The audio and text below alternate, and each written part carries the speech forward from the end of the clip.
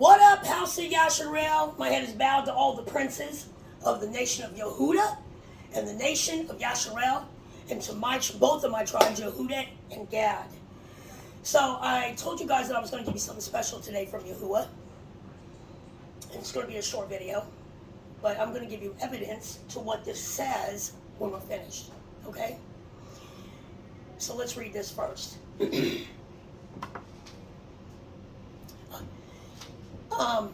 Yes. Okay, Father, yes. Okay, let's start out with this. I told you that, I taught you that you have to break the illusion. That means the curtain that's in the front of the bullshit behind it. So how do you do that? You search for it, or you ask Father for it. We know that Christianity, Rome, and we know that Gog, Israel, cancel that out in Yahuwah's name, tampered with the books. And so we have to be careful. That's why I don't teach what English teaches, because it's a wicked language. We know that today. But what I do is I go get that ancient Hebrew that was the first language. That would be Father's language and our people's first language. And it means something different than what the English Roman people are telling you that it is, being Edom Esau. So what was one thing that the Christianity and Gog took and defiled it? Let's talk about the fish. Okay? What does the fish represent in Hebrew and false religion? That means Christianity. They just didn't tell you. They lied to you about the fish. And they put like a veil, an illusion in front of it. Yes, Father. What was the illusion? The illusion were that they took their 12 disciples that they killed, and they were fishers of men. Throw out your nets, because now you're fishers of men. You're damn right they are. They sure the fuck are. But it's not the net that you want to be in. Today, we're going to put some holes in that net, and we're going to tell you what that fish really means, and then I'm going to back it up with some beautiful evidence. So let me read this to you first, because it's beautiful. What does the fish represent in Hebrew and false religion? In most of the symbolic scriptures, such as in prophetic visions, the seas represent the nations. The dry land represents Yasharel, or believers in the Creator and the only living Elohim, Yahuwah. In the fish, in the seas, represent people in the nations that have yet to be brought ashore to receive the breath of life, or his, being Yahuwah alone, spirit, or Ruach. It's beautiful. But what's it mean? What does it mean to be brought ashore to the bank to receive Yahuwah's breath of life and his spirit in your penile? What they call the Holy Spirit or the Holy Ghost, that's an entity of hell. You don't get a break off. You get the Ruach. You get my Father. So what's it mean to be brought to the shore to receive him and him alone? I'm going to tell you about this dream. Now, when Father showed me this dream, I did not know this. In fact, I wasn't given this dream until I was 1992. And I woke up, I was a single mother, refusing to fail as a mother, and went roofing in the morning, laid roofing shingles, and then I waitressed that night. And then I came home with my children and got them off to school in the morning. So when I woke up that morning, I didn't have to work, and I realized that, and I went back to sleep. And I had this dream, but I had not received this yet. So let me tell you about the dream. In the dream, I'm standing on this bank, and there's this beautiful river just flowing. I mean, you can see the little ripple. It was beautiful. There was a sun, there was trees. I mean, it was almost like I was there, which most of my dreams are like that. So I'm standing there, and I'm looking at this river, and I'm listening to the birds, and I heard my father say, "Go in the river." I trust him with everything. I never questioned. So I went down. I never thought about the current or anything. So I went down the river, and it got deeper, and it got deeper, and then it was like right up to here. And y'all said, "Stop. Look." So I'm standing in the river. For some reason, I'm looking over here, and he said, "Look," and I went and looked down the river. And coming down the river was a bluegill. And literally, I could see him swimming. And I know what they are because they were fish that my mother used to catch, and I used to love the blue scales on. They were magnificent to me. So I recognized that. And it came down the river. Y'all said, "Stand still and open your arms." So I stood still, and I opened my arms, and this bluegill swam right up into my arms, and I just picked him up. And he died. And I heard y'all say, "Bring him to the bank." So I brought him up to the bank, and I laid him down, and he was not breathing. And when I backed up like this, I looked at him and went. I was blown away. I just went. So y'all said, "Go back in the water." So I went back in the water, and I turned around, and he said, "Look." I looked down the river, and here comes a rainbow trout. Y'all said, "Open your arms." So I said, swam right up in my arms. As soon as I picked him up out of the water, he stopped breathing. So y'all said, "Bring him to the bank." So I went up there, and I was frantic. I love animals. I watch over them. I take care of them for him. And I laid him on the bank, and I watched him. He didn't have to tell me that time. The next time I turned around, I went back in the water. I was going to save these fish. But I could not understand. And I remember myself trying to reason it out. Father always tells me, let's reason it out. So I was. Why is it when I'm taking these fish out of an environment that they should be in to live, and they're swimming up into my arms to die, and then I take them out of the water and take them to the bank, and they breathe? I didn't understand it. I was going out there to get more. So I went out there, and like a lot of my dreams, if I have a dream about an animal, or I don't care what it is, I feel like y'all's about to give it to me. And I don't care what it is, he knows I'll care for it and get it back on its feet and get it back out there. So that didn't cross my mind this time, because I'm in the water, and it's up to here now, and I look down, and here comes what I thought was a swordfish. Y'all said there's no swordfish. I want you to go study that. It was a sailfish, because when his fin went up like this, it was blue. It's beautiful, but it did have a sword on it. And we'll tell you what these fish meant. So I picked him up, and what was funny is that the swordfish, I'm looking over this way because this is where I'm hearing Father. I'm looking at this swordfish, and it's huge, and I'm like, it's coming straight for me. Let me tell you what happened. Y'all gave me peace. The fish comes down like this, and he turns his horn, or his sword, towards the bank where the rest of the fish are. But when he swam up to me, he pulled everything in and just went in my arms. I remember he was huge. So when I picked him up, I felt him against me stop breathing. So I hurried up, and I was getting to the bank, and I laid him down. And he took a breath and laid there. And the rest of the fish was still breathing. So I ran. I went back in that water.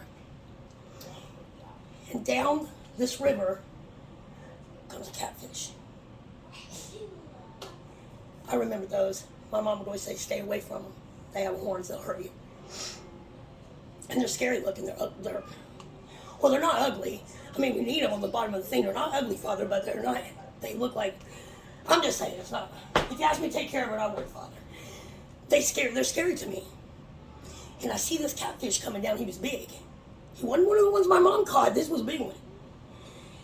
And I'm like, and he comes down, and I promise you, he swims towards me. He pulls in his horns, and he slides right into my arms, and I pick him up.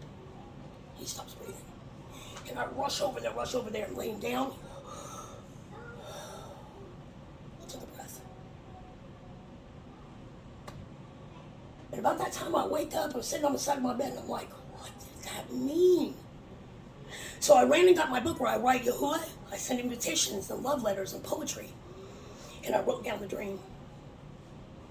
And little did I know that it would come to pass all these years later. That I would be bringing not only our people, but the world's heathen world people to Yahuwah.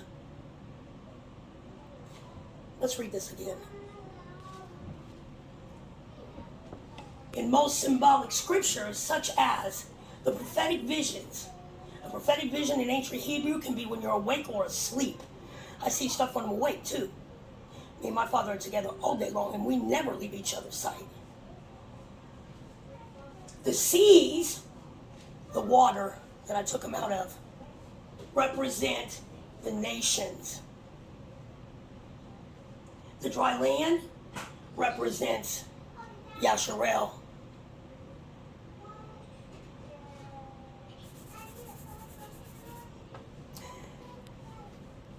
Or believers in the Creator, which would be Yahuwah. And the fish in the seas represent people, the nations that have yet to be brought ashore to Yahuwah, the receiver of the breath of life, or his spirit.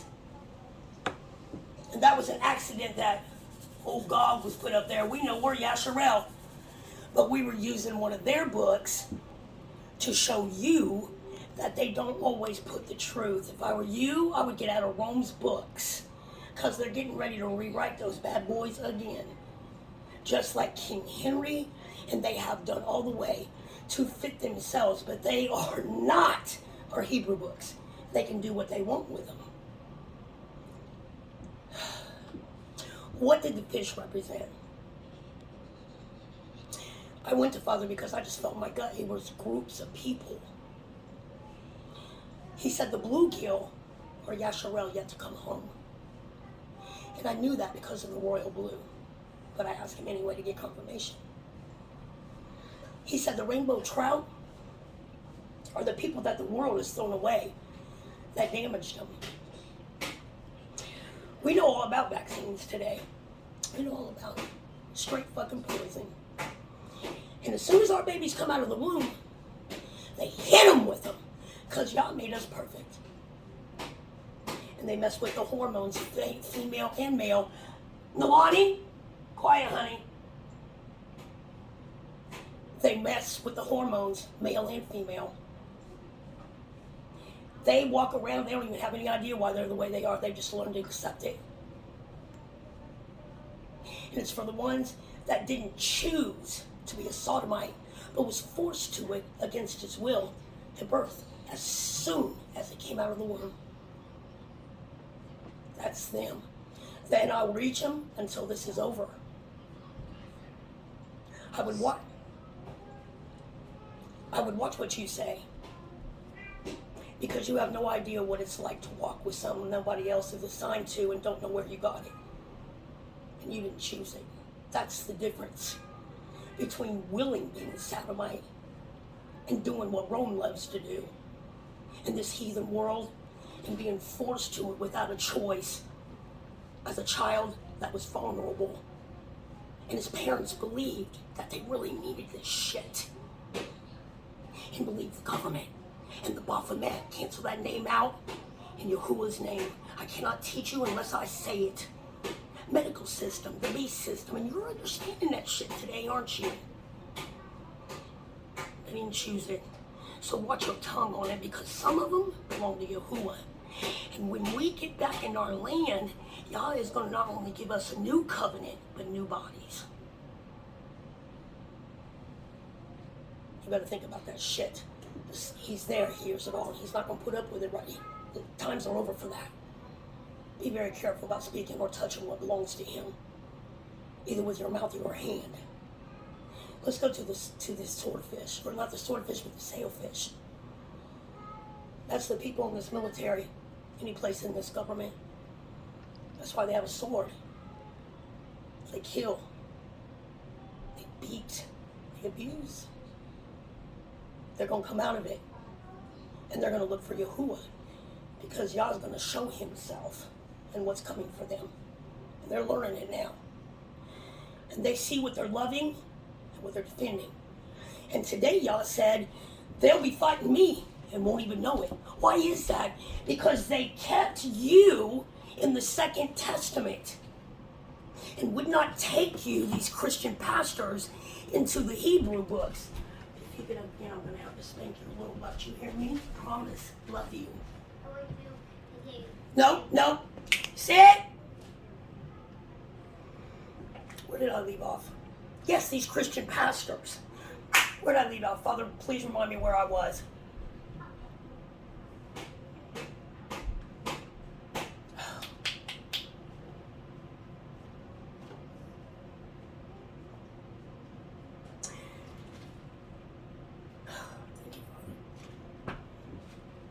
That's what your Christian pastors were for. To work with this government, and they don't have to pay taxes. And you pay their bills. Because they have twisted what Father was his welfare system in Malachi, with tithes and offerings. That shit's coming to a stop now.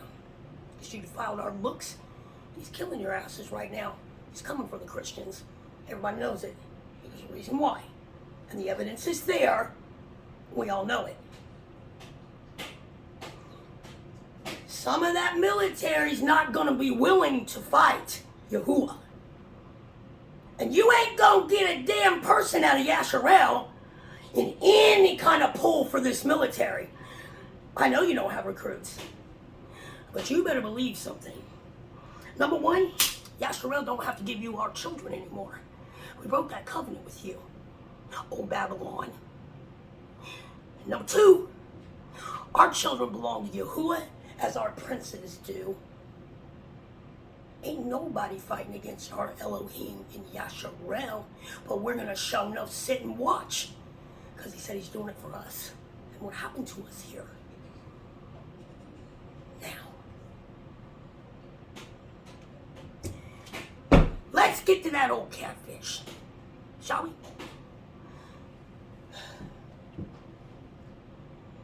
In my dream, I was afraid of that. I was afraid of his horns. Because my mother never taught me who I was as a Hebrew. She stayed in the Second Testament.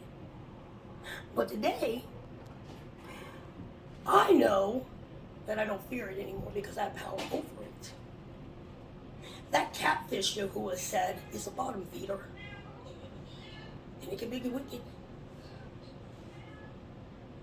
It's you witches out there that are in that witchcraft that it ain't what you thought it was gonna be. And all of a sudden, you got your ass into a mess. And you worked with some witchcraft that brought my father she-hounds to you. My father created that stuff, and you are playing with fire when you get in there and touch it. So I imagine there's some witches in there. They're trying to get out of that river. This is the way to swim. And I got every single one of them from Father.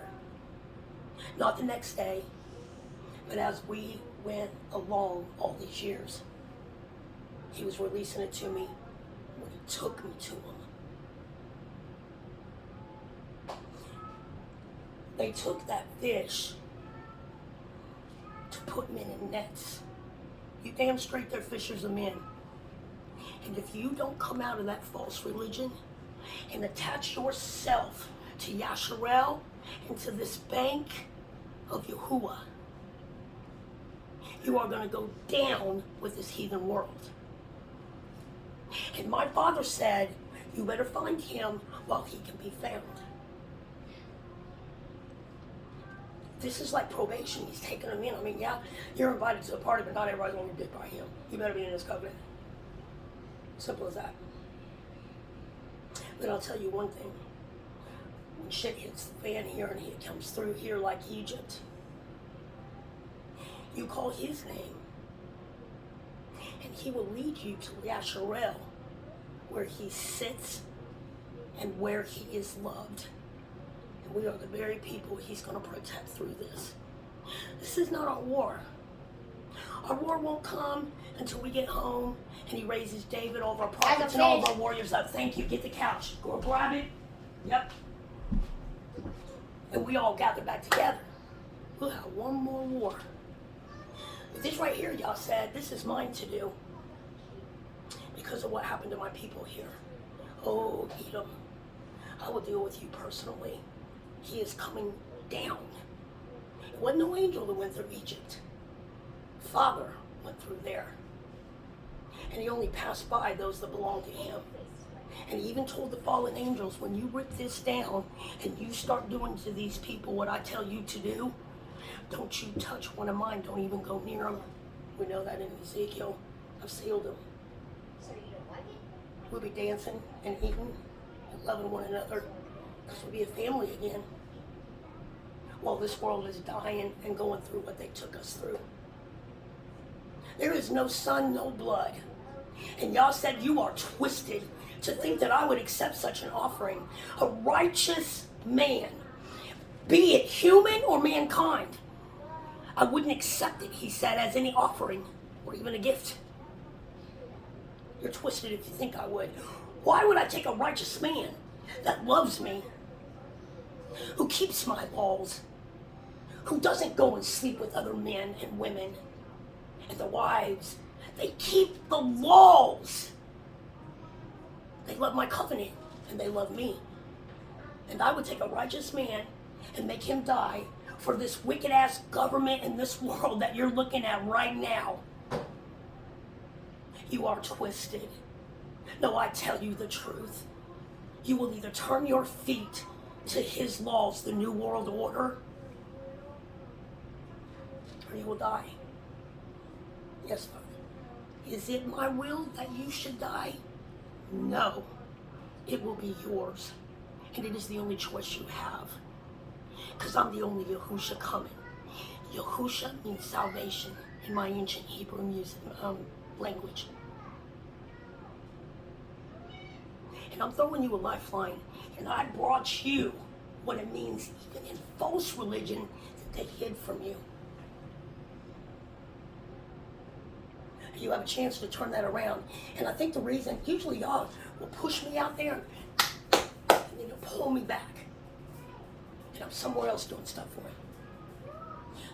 But for some reason, I feel this urgency, and I know why. I watch everything he does. News outside the country, and you wouldn't believe it. You don't have much time.